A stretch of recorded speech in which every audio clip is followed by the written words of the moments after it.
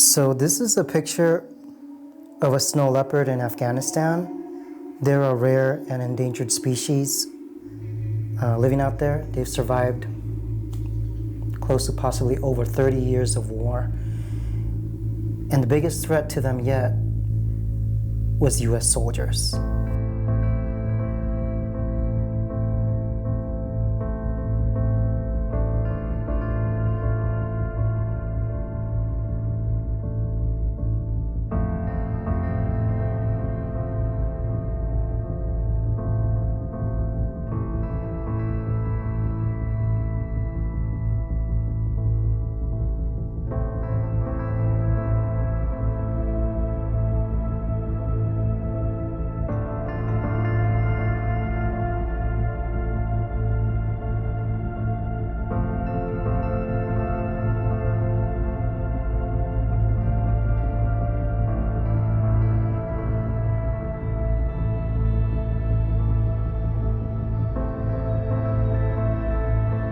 The Afghanistan war began in 2001, triggered by the 9/11 attacks, and consisted of 3 phases.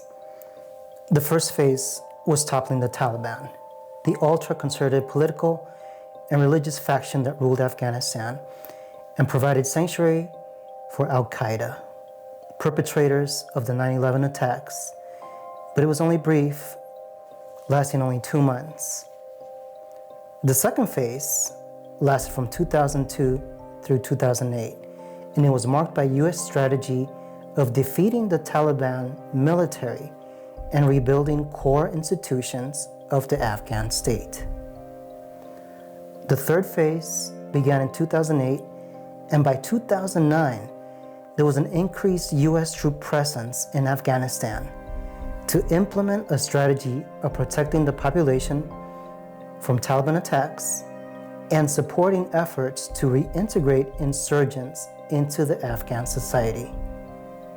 The strategy and timetable to withdraw largely failed in its aims and became the longest war ever fought by the US, bearing the highest foreign losses. Now, obviously, of course, they might not have been much of a threat to people, but imagine US-led forces, besides everything else going on during the Afghanistan war, the war in Afghanistan, everything you have to deal with in the military. And then in the back of your mind, thinking, there might be a big cat out there, possibly hunting for me. Well, if you think hunting down a rare, ferocious leopard is dangerous, consider having to do it inside an actual war zone. That's exactly what one brave tracker is doing to help keep the species alive. ABC's TJ Winnick brings us this daring into the wild. In the world's most dangerous place, Boon Smith is on a mission. This is a big risk.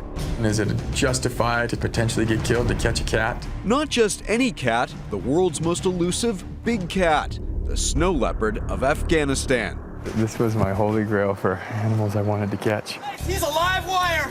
Smith, a 4th-generation big cat trapper from Idaho, You with me? I'm starting her.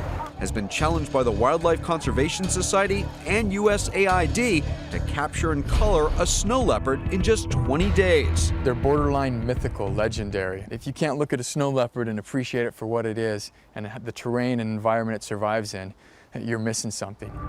They are highly endangered predators, targeted by poachers for their pelts and killed by farmers for attacking their livestock.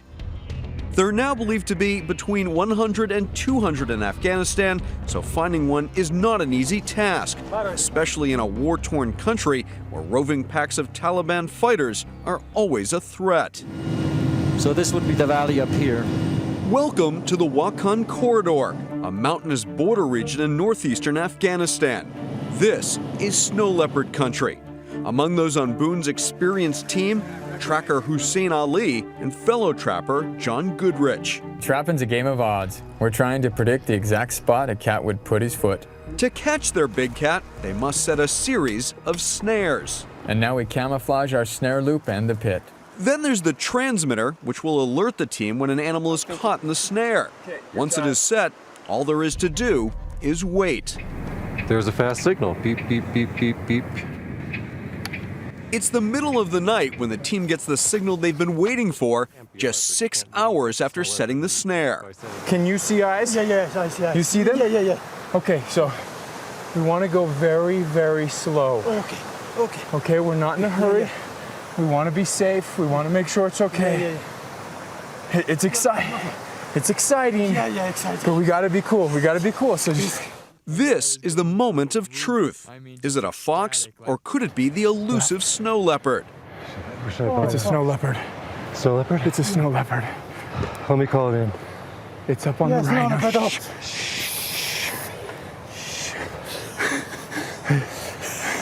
Hey, we're not there yet. We're not there yet. We're not there yet. We got to get it darted first. Beautiful. Once the cat is hit with a tranquilizer dart, it's a race against time. The team has 1 hour to complete a full exam and to attach the satellite collar, which will fall off after 13 months of collecting valuable data. The opportunity to study one of these creatures is just so extraordinary. Every measurement, every observation, it's precious. 7 on width. The men retreat to a safe distance as the big cat regains consciousness. He's a little wobbly as he wakes up, but he regains his footing just in time. We feel a responsibility for an animal we collared. We've taken some liberties with it, obviously, and we're justifying that because of what we're going to gain back in the big picture of conservation. Over the next few days, data pours in from the satellite collar. By tracking the leopard's movements, wildlife experts have already been able to protect the farm animals big cats often prey on. So one of the things that we've been able to do with the collared snow leopards that we have already is to notify villagers when the snow leopards are approaching villages so that they can get their livestock in and protect it. With just 2,000 snow leopards believed to be prowling the planet, the cat's own survival is just as big a priority. And in a country where 80% of its inhabitants live off the land, understanding the snow leopard means understanding this volatile ecosystem, one of the keys to rebuilding Afghanistan. For Nightline, I'm TJ Winnick in New York. So this is a picture of an Arabian caracal. Caracal, I'm probably butchering it. Caracal. This one is obviously not as dangerous. Some people have them as pets, especially here in Germany.